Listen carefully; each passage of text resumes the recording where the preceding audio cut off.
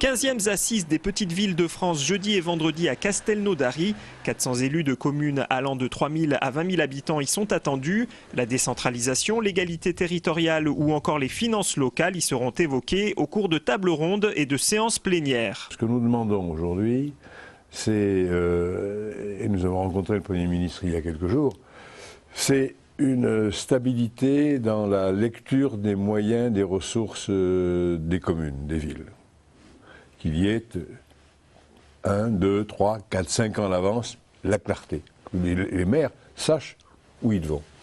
C'est une normalisation des relations avec l'État.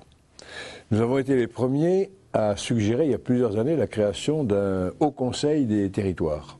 Donc nous voyons cette instance se présenter, programme de François Hollande, avec beaucoup d'intérêt. Nous avons fait des propositions à Jean-Marc Ayrault la semaine dernière de composition de ce conseil. Alors c'est un débat qui va s'ouvrir.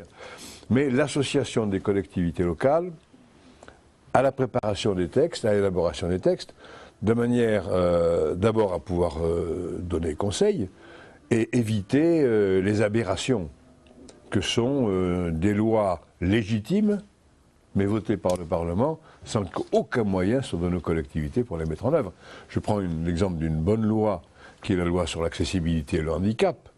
C'est une bonne loi, qui a fixé à 2015 la date de réalisation des équipements pour l'accessibilité des personnes handicapées, mais qui n'a jamais prévu le moindre centime d'euros pour financer des centaines de millions d'investissements. Tribunaux, commissariats, petits hôpitaux, Martin Malvy et les élus locaux estiment que les petites villes ont été sacrifiées en termes de services publics et que le processus de la révision générale des politiques publiques a été néfaste. Bruno Le Maire, quant à lui, vient de lancer une polémique sur la possibilité d'une fusion région-département. Un faux débat selon Martin Malvy. C'est une erreur d'approche, de conception. La région n'est pas faite pour aller traiter de cet immense dossier qui est le dossier social sur le territoire. Les départements sont infiniment mieux placés que les régions parce qu'ils ont leur structure, leurs antennes, leur personnel. Par ailleurs, ce ne serait pas une économie. Il y a une direction des lycées dans les régions, il y a une direction des collèges dans les conseils généraux. Il faudrait additionner les deux directions. On économiserait quoi 3 postes, 4 postes, 5 postes? Jean-Pierre Bel, Marie-Lise Lebranchu et Anne-Marie Escoffier sont attendus à ces 15e assises.